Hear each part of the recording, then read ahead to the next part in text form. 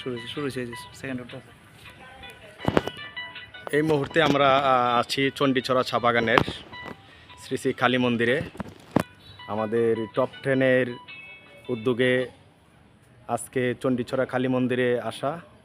আমার সাথে এই মুহূর্তে মন্দির দর্শন করছেন আমাদের টপ 10-এর অন্যতম সদস্য, গুনিয়াক উচ্চ বিদ্যালয়ের শিক্ষক এবং আমাদের টপ 10-এর সম্মানিত অ্যাডভাইজার অনিরুদ্ধ সরকার।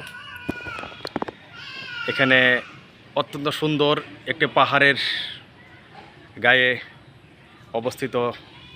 সামনে আমাদের ক্যামেরার সামনে দেখা যাচ্ছে শ্রী শ্রী লক্ষ্মীনারায়ণ মন্দির। কি অসাধারণ একটা ভিউ।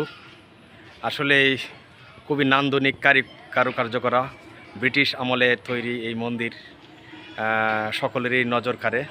আমি আপনাকে চতুর্পাশের লুকটা দেখাচ্ছি। এই যে দেখেন, এটা আসলে অসাধারণ একটা জায়গা। এখানে আপনারা যারা কখনো আসেন নাই, আশা করি এই ভিডিওটি দেখার পরে আপনারা অবশ্যই পরিবার পরিজন নিয়ে যে কোনো পূজার ওকেশনে চলে আসবেন। আমরা আপনাদেরকে দেখানোর চেষ্টা করতেছি যে কি সুন্দর একটি মন্দির। এটা আসলে সচরাচর বর্তমানের মন্দিরের যে ডিজাইন তৈরি করা হয় সচরাচর এরকম হয় না। এটা আসলে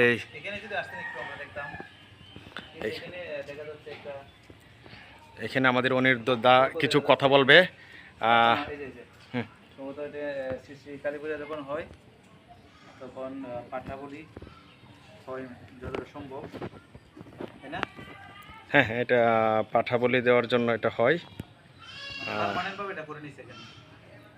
এটা হচ্ছে একটা মোমবাতি দানি, আর এই দুই পাশে দুইটা সিংহ আছে পাহারাদার।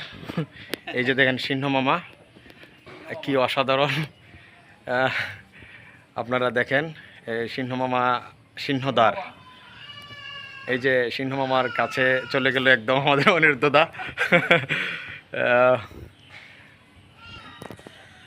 হ্যাঁ, ধন্যবাদ অনেকদাকে। আমরা অনেকদার পিছু পিছু হাঁটছি।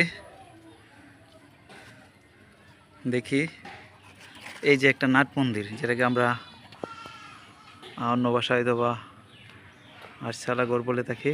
খুব সুন্দর এবং বলতে গেলে বেশ একটা জায়গা নিয়ে কিন্তু এই নাট মন্দিরটা অবস্থিত। সম্ভবত এখানে ধর্মীয় কোনো অনুষ্ঠান হলে মানুষের যে বসার যে জায়গা সংকুলান সেটা হবে ঠিকঠাক মতে। আমরা শ্রী শ্রী কালী মন্দির দেখছি। দেখেন, আমরা মোবাইলটা ঘুরিয়ে দেখাচ্ছি। এই